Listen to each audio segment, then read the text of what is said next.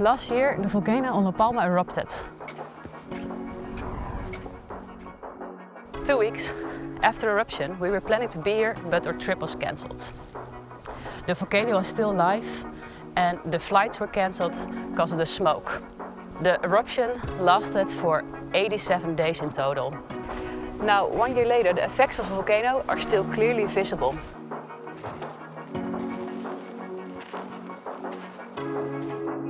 It's crazy to see the power of the lava stream and that some houses are still barely standing with the lava flowing through the windows. If you compare Google Maps from the past to how it's now, it's totally different. A lot of roads are destroyed. They just opened a new one over the lava stream, which you can ride. It's open for certain times of the day and you're not allowed to stop on it. So let's ride over it right now.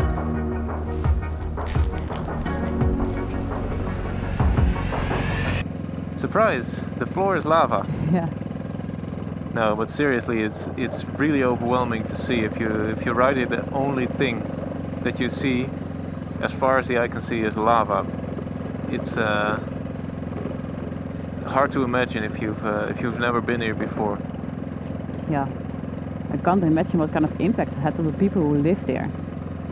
Yeah, it would be really terrifying to see this roll in. Yeah. Yeah. Next week we'll speak to a local of La Palma and I hope I can shed some insight on how it was for them. Yeah, I'm really looking forward to it. Yeah. So actually the road surface is made out of Roman concrete. So that's volcanic ash, so they reuse the ash and they add chalk and seawater to it. And they get the seawater from Puerto Naos. Yeah, sometimes you see some vehicles drive by spraying water on the road. I'm glad they make this road, because I can't imagine how would you go to the south side of the island. Yeah, I wouldn't know. Yeah, it would take a long way. Maybe ride around the whole island. Yeah. Yeah, I don't know. Oh, see that. Oh man. You sometimes see those houses. They're still standing there and there's lava through the windows. Yeah, it's totally destroyed all the structure of the home. It's crazy that it's still standing. Yeah. Wonder where those people live right now. Yeah, me too.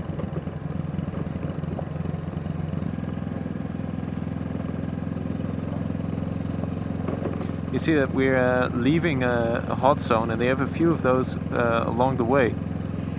And they put traffic signs to show where they are. Yeah, so you know where the lava is still hot underneath. The lava is quite high. It can be even as high as a house. Yeah. Yeah. Yeah. Sometimes when you look on the side of a road, there's a roofing that's on the same level as the road itself. So imagine riding over the top of that house there. Yeah. Yeah, and like you said, of the water they spray on the roads. Yeah. To make the concrete. You still see sometimes the steam coming off the road because it's so hot. Oh man, these houses. Oh wow.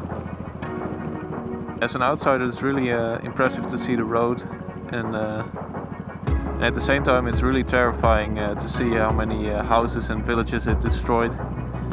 And it's not just the lava itself. There were a lot of signs of toxic gases on the road. Also, Puerto Naos is closed down due to high CO2 levels. Once it was a tourist hotspot, but now it's a ghost town. Sometimes I feel like we're getting nowhere, nowhere, and nowhere, But I'm still here, hope that we will get there, and get there, and get there, together. So we're on our way to Fran right now. Fran has an organic farm in which he grows bananas, or plátano in Spanish, amongst some other fruits and plants. Yeah, he's the local I mentioned earlier and lives in Puerto Naos. Yeah. Yeah, I'm quite surprised that Puerto Naos is still closed down because of the CO2 gases. Because after 1 year, yeah, you would think it will be gone by now. Yeah, apparently about a week ago they still measured lethal amounts of CO2 Yeah. in the air in some spots. Either way, it's pretty depressing to see all those empty buildings collecting ash while a lot of people are still scrambling for housing at the moment. Yeah. No. So we're almost at Fran's place. He texted us that the volcano really affected his life in a lot of ways. He's a very busy guy, so he didn't have a lot of time for us, but he was kind enough to invite us over anyway. So today he is actually hosting an event called Anaga Biofest, where people from Tenerife come to volunteer at his farm to rebuild parts that he lost due to the effects of the volcano. So maybe we can give them a helping hand as well. Yeah, that would be cool. I'm excited to see if we can help and how the farm looks at the moment. Yeah. Europa saca el Ministerio de Transición Ecológico. Los países se ponen con el Ministerio de Transición Ecológico. Because there are a big festival in Tenerife, Anaga Biofest Festival, about all this concept. And one of the actions is came to La Palma to learn and to help the people who lives here. And today is the action. And they help to us to plant 100 banana little plants. And then there are people who work with bees, agricultors, technical people, people who work with animals and other things in the forest, and the things that we need around to be self-sufficient. Normally all the week the people can hear, but I stay for more than 1 year without any kind of activity because it's a lot of work and the plantation is totally destroyed. The volcano appeared in September the last year and was so curious. Then at the beginning, nervous, earthquakes, littles, and we, the people around, go out from Puerto Naos, and I need 1 week more because I have animals and it's my family. I don't go place without them. Okay, at the beginning, the first things that happened here was the ashes. Okay, really are these black basaltic ashes and fall down. Some of them big, some little, but are so Abrasive? Yes, abrasive. Yeah. Okay, thank you. Because the sun in the beach moves with the water and it's so lovely, but it's not. It's like sharp. Yeah, and then work here is, and we want to save the pollution. Obviously, is our food and the plants, and then the banana have situation that is like this structure, and then all the ashes that fall down go to the center, and the new leaves can't appear because have like concrete. Because the ashes go inside. And water. And even the flowers that grows from the middle is impossible.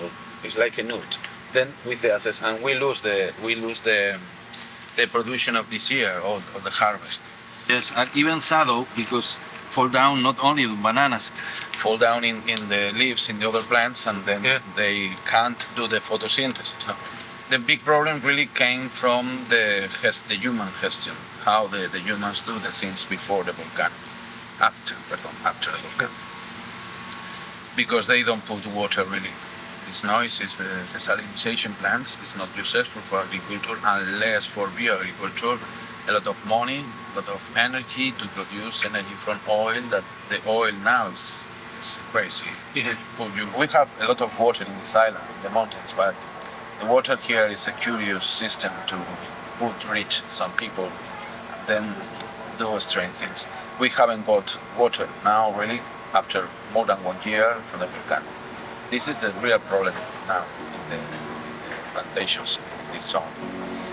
And I hope that in the future will a good thing, because really Canary Island is a big volcano and it's have a lot of minerals, and this ash really with 3, 4, 5 years begin to do this composition and begin to put a lot of minerals for the plants. Now even we can see the forest so green in the island.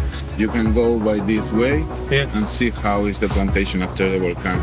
Oh, okay. Now a little part I can do with little water and a little floor.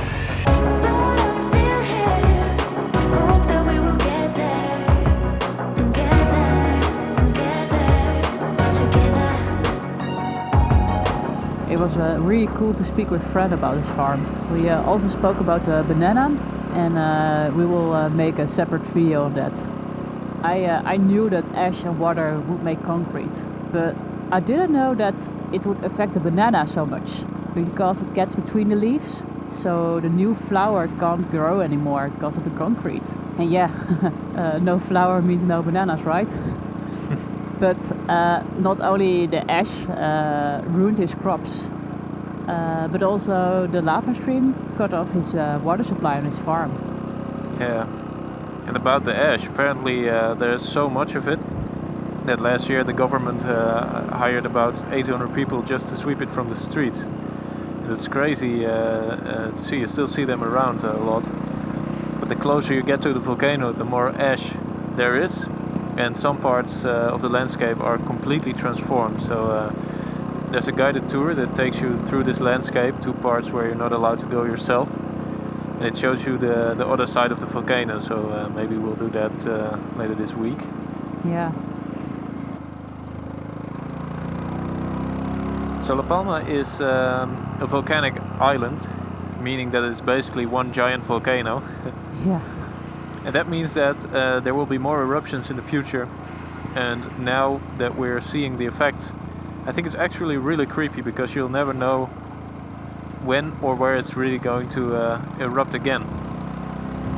So before the eruption in 2021, the last eruption was in 1971, which was about 50 years ago, and that was the San Antonio volcano, which you can see in the background. So in the future we'll post some more videos about La Palma, but in the meantime, if you're interested, you can watch some videos of us moto camping in Scandinavia. For instance, this one where we wild camp on a beach in Sweden.